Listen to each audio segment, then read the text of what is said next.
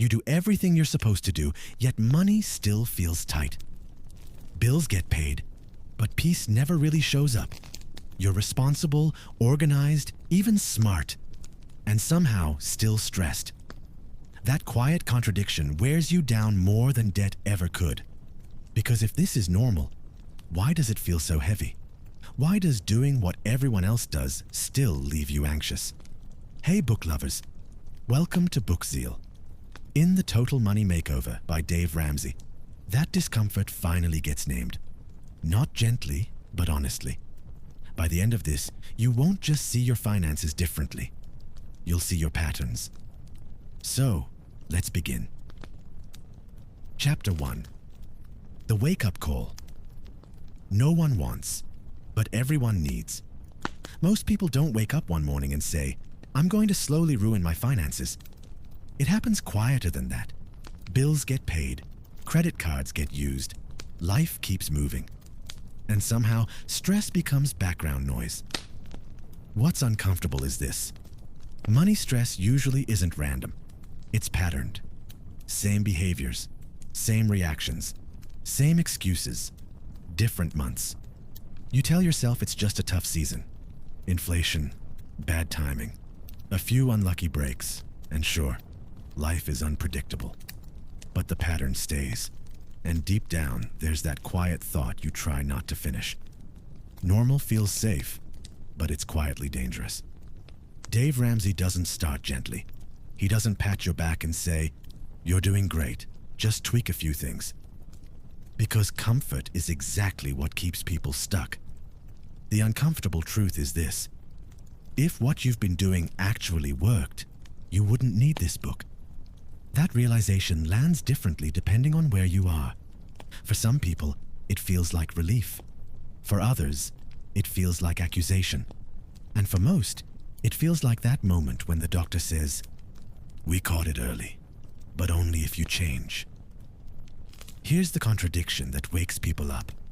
You can be smart, educated, hardworking, and still be completely broke. Not broke in income, broke in peace, broke in margin, broke in sleep. There's a scene almost everyone recognizes. It's late. The house is quiet. You open your banking app just to check something. The number is lower than you expected. Again, you start doing mental math you didn't plan to do, and for a second, you feel that tightness in your chest. You don't panic. You don't cry. You just close the app and tell yourself you'll deal with it later. That's the moment this book is written for. Because the problem isn't intelligence, it's behavior, and behavior doesn't change with information alone. Ramsey's message cuts against what feels reasonable. Normal financial advice says you can keep your lifestyle and optimize around it. Move balances, refinance, leverage, stretch, look calm, stay sophisticated. This book says something far more annoying.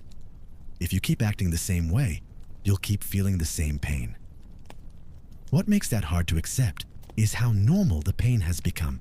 Stress feels responsible. Debt feels adult. Payments feel inevitable. Everyone you know has them. So it must be fine, right? What's rarely said out loud is how exhausting that normal really is. How much mental energy goes into maintaining appearances? How many decisions are shaped by fear instead of intention? There's a strange comfort in familiarity, even when it hurts. At least you know the rules of your current mess. Change asks you to admit you might have been wrong, and worse, that you might need to do something that feels embarrassing, slow, or extreme. That's why this book doesn't offer shortcuts. Shortcuts are how most people got here. There's a blunt invitation hiding in these pages. Not aggressive, not cruel, just honest. You can keep defending the system you're trapped in, or you can break the pattern. One path preserves your pride. The other preserves your future. And here's the quiet twist most people don't expect. When you finally stop pretending everything is fine, something loosens. Not your budget, your nervous system. Because pretending takes effort. Denial is work. The wake-up call isn't loud. It's calm. It sounds like this. This isn't working anymore. No shame, no drama, just clarity. And clarity, when you let it in, has a strange side effect. It doesn't scare you, it steadies you. Change doesn't start with confidence. It starts with honesty. The rest comes later. Chapter 3. The cultural traps that keep you broke.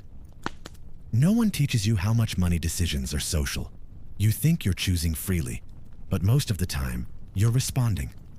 Responding to what you see, what people celebrate, what quietly earns approval. It starts small. A phone upgrade because everyone else has one. A nicer apartment because it feels like the next step. A vacation you didn't plan for, but somehow needed to explain your life. None of it feels reckless. It feels normal. And that's the trap. There's a moment that plays out in 1,000 variations. You're scrolling at night, half tired, half bored. Someone posts a new car, a house, a beach. You don't feel jealous exactly, just behind. So you make a mental note. Work harder, earn more, catch up. What you don't notice is how comparison quietly rewires your goals. Security stops being the target. Image takes over. No one posts their financial panic online. They post the highlight, the upgrade, the smile that says, "I'm doing fine." And because everyone looks fine, you assume struggling must mean you're doing something wrong. So you compensate. You stretch. You borrow from the future to look stable in the present. The culture applauds this. Credit card points, 0% offers, buy now pay later buttons that feel friendly and harmless. It's all framed as access, opportunity, convenience. What rarely gets mentioned is the cost of keeping up, not just financially, emotionally. You start making decisions with an audience in mind, even when no one's watching. Dave Ramsey pushes against this in a way that feels uncomfortable because it's simple. He says income doesn't build wealth. Behavior does. That lands hard for people who've been told the opposite their whole lives. That once you earn more, everything will relax. That stress is temporary. That the next level fixes the last one. But often, the pressure just scales up. Bigger income, bigger lifestyle, same anxiety. There's a strange irony here. The more you try to look successful, the less margin you leave yourself. Less room to breathe, less room to choose. You start saying yes to things you don't even want, because saying no would raise questions, and questions feel dangerous. There's a quiet grief in realizing how much energy goes into maintaining an image, how much peace gets traded for looking put together. Most people don't want to be rich. They want to stop feeling exposed, and culture offers a tempting solution. Buy confidence, lease belonging, finance dignity. It works, briefly. Then the bill arrives. Not always in dollars, sometimes in stress, sometimes in staying at a job too long, sometimes in a constant low-level fear of things going wrong. The hardest part is this. You can be doing exactly what everyone else is doing and still be moving in the wrong direction. Normal doesn't ask where you're headed. It only asks if you blend in. There's a small but powerful shift when you notice this. When you realize you don't actually want what you've been chasing. You just wanted the feeling it promised. Security, respect, calm. And none of those come from looking successful. They come from being stable. That realization can feel lonely at first, because opting out always does. But it's also where things get honest. You stop asking, "What will this look like?" and start asking, "What will this give me back?" That question doesn't trend well online, but it builds a life that doesn't need defending. And slowly, quietly, comparison loses its grip. Not because you're better than it, but because you're finally playing a different game. Chapter 4. The first win that changes everything. There's a strange belief that relief has to be earned through perfection, that you clean everything up first, then you're allowed to breathe. But most people don't quit because the math is hard. They quit because the weight is constant. You wake up already behind. Every unexpected expense feels personal. A flat tire isn't an inconvenience. It's a threat. So when Dave Ramsey talks about starting with a small emergency fund, it almost sounds underwhelming. $1,000. Not enough to fix everything, not enough to feel impressive. And that's exactly why it works. What if relief came before perfection? There's something powerful about having even a thin layer of protection. Not abundance, just space. Enough to handle a surprise without panic. Enough to break the cycle of borrowing your way through life's minor disasters. People underestimate how much stress comes from knowing that anything could knock you over. When you're living that close to the edge, your nervous system never relaxes. It's always braced, always waiting. I remember a moment that felt smaller than it should have. A car repair. Nothing dramatic. The kind of thing that usually sends you into calculations and quiet dread. But this time, the money was there. Not easily, not proudly. Just there. No credit card shuffle. No mental gymnastics, no late night worry. I paid it and drove home feeling something unfamiliar. Steady. That's the shift this first win creates. Not financial freedom, capability. Momentum matters more than math in the beginning because confidence isn't logical. It's emotional. You don't believe change is possible because a spreadsheet told you so. You believe it because something worked. That small emergency fund isn't about the number. It's about teaching your brain a new lesson. I can handle things. When that belief lands, even lightly, it changes how you show up. You stop flinching at every bill. You stop catastrophizing every surprise. You start responding instead of reacting. And that's where most plans fail or succeed.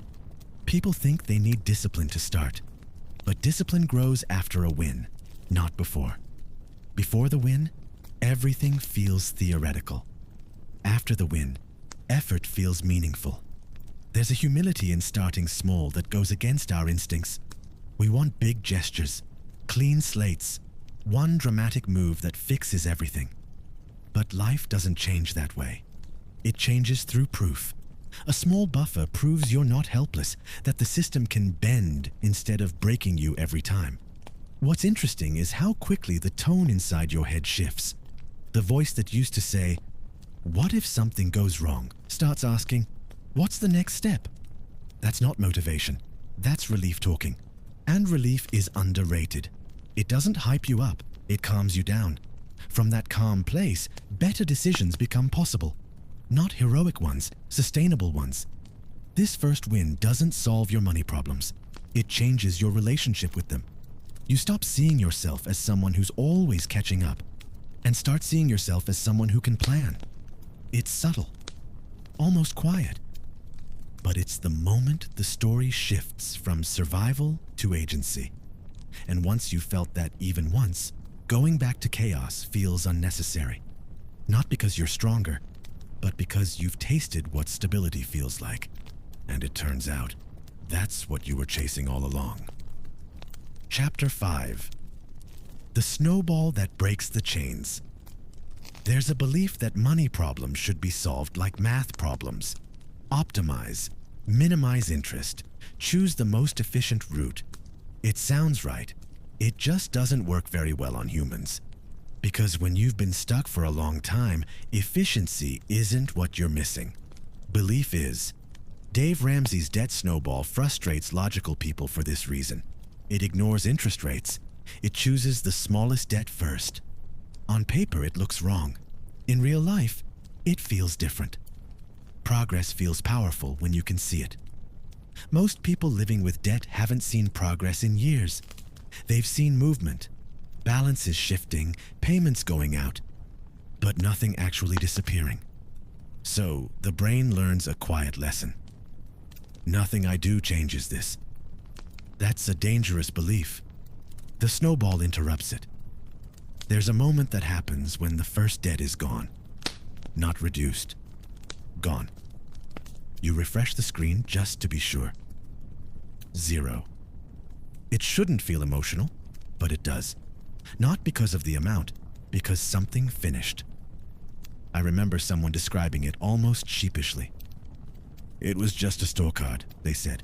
Barely anything. Then they paused. But I couldn't stop smiling. That smile isn't about money. It's about identity.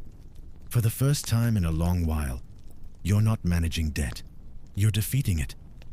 That changes the conversation in your head. The one that used to say, "This is just how my life is." Now it says, "Maybe this ends." Small wins retrain the brain. They build evidence, and evidence is louder than advice. Each debt you knock out does something subtle. It frees up cash, yes, but more importantly, it frees up hope. You stop seeing the mountain. You start seeing the path. People underestimate how much energy hopelessness consumes, how tiring it is to feel like effort doesn't matter. The snowball feeds momentum intentionally, not to trick you, but to remind you that change is possible. There's something almost physical about it. You walk a little lighter. You open bills without bracing. You stop avoiding the numbers. And once you're moving, logic can finally help, but only after emotion is back on your side. This is where many people notice a quiet shift. They stop asking, "What's the fastest way out?" and start asking, "How far can I go?" That's the moment chains start to loosen. Debt doesn't just restrict money. It compresses time. Every decision feels urgent. Every month feels like a deadline. As debts fall away, time stretches. Not dramatically, just enough to think. And thinking changes behavior. You begin to feel protective of your progress, less tempted by quick fixes, less impressed by shortcuts. There's a grounded confidence that grows here. Not loud, not showy. It comes from keeping promises to yourself. Small ones, repeated. People think freedom arrives all at once, like a door swinging open. More often, it arrives quietly, balance by balance, decision by decision. And somewhere in the middle of the process, you notice something unexpected. You're not just paying off debt anymore. You're becoming someone who finishes things. That identity sticks, because once you've seen a zero where a balance used to be, you don't argue with hope anymore. You trust it. And that trust turns effort into inevitability. The snowball doesn't break chains with force. It breaks them with proof. And proof, once felt, is hard to forget. Chapter 6. Learning to think long-term in a short-term world. Urgency feels productive. It keeps you moving. It makes you feel responsible. But it also keeps you small. When you've lived in survival mode for a long time, everything feels immediate. This bill, this month, this problem right in front of you. Planning sounds like a luxury, something people with margin get to do. So when Dave Ramsey starts talking about long-term thinking, investing, paid for homes, intentional decisions, it can feel disconnected from real life. Like advice meant for someone calmer, someone ahead. But here's the contradiction. Long-term thinking isn't what you do after peace arrives. It's how peace is built. Peace comes from preparation, not prediction. Most stress comes from reacting to emergencies, to opportunities you didn't plan for, to pressure that shows up uninvited. Short-term thinking asks, "How do I get through this?" Long-term thinking asks, "How do I stop living like this?" There's a subtle emotional shift that happens once debt starts loosening its grip. The noise quiets just enough for new questions to surface. Not dramatic ones, practical ones. What if I didn't need this car payment? What would it feel like to choose my job instead of clinging to it? What would happen if I planned 5 years ahead instead of 5 weeks? These questions don't rush you. They steady you. A lot of people assume long-term planning means locking yourself into rigid decisions. It doesn't. It means deciding on purpose. Investing stops being a gamble and becomes a habit. Education becomes strategic, not reactive. Housing becomes shelter, not status. You stop asking, "Can I afford the payment?" and start asking, "Does this support the life I'm trying to build?" That question changes everything. There's a moment I remember clearly. Sitting at a kitchen table with papers spread out. Not panicked, not rushed, just thinking. thinking about future versions of myself, not in a dreamy way, in a grounded way.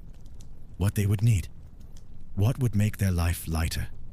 That moment felt almost boring, and it surprised me how good that felt. Funny how peace feels boring, until chaos returns. Short-term culture thrives on urgency. Flash sales, limited time offers, now or never pressure. It trains you to confuse speed with progress. But stability doesn't move fast, it moves deliberately. When you start planning long-term, something interesting happens. You become harder to rush, harder to scare, harder to manipulate, because you've already thought things through. You don't need to predict the future perfectly. You just need to be ready for it. That readiness creates a calm confidence that doesn't need to announce itself. You stop chasing every opportunity because you know which ones matter. You stop reacting to every crisis because you've built buffers. This is where survival thinking finally loosens its grip. You're no longer just trying to avoid pain. You're building something, and building feels different than escaping.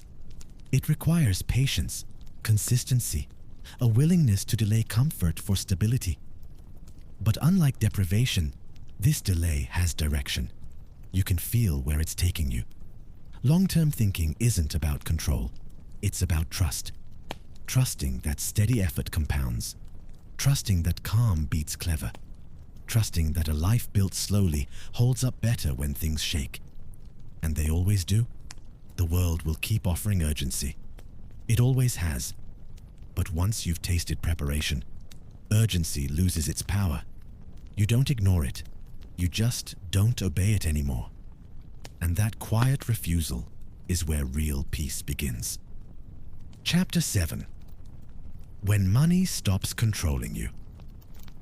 Freedom doesn't arrive with fireworks. It doesn't announce itself. Most of the time, you notice it in small, almost forgettable moments. You say no without rehearsing an excuse. You sleep through the night without mentally rearranging bills. You make a decision based on what feels right, not what feels urgent. It's quiet. And that's what surprises people. We're taught to imagine freedom as flashy. Big numbers, big gestures, big reactions. But when money finally loosens its grip, what replaces it isn't excitement. It's calm. Dave Ramsey talks about living debt-free as a turning point, but not because life suddenly becomes perfect. It becomes lighter. You stop needing money to prove anything. You stop using it to manage fear, or buy reassurance, or keep up appearances. Wealth in this place looks different.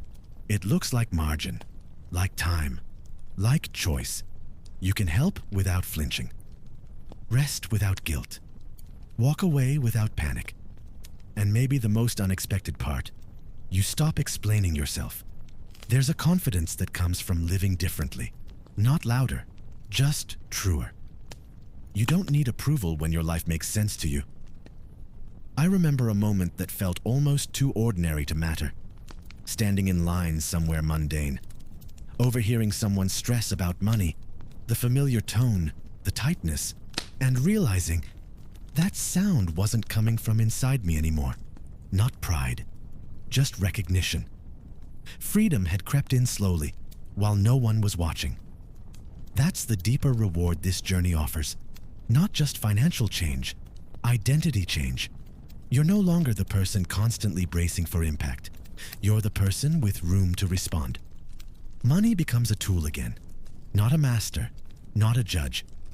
You start measuring success differently, not by what you can buy, but by what you can withstand without breaking, by how generous you can be without fear, by how peaceful your decisions feel.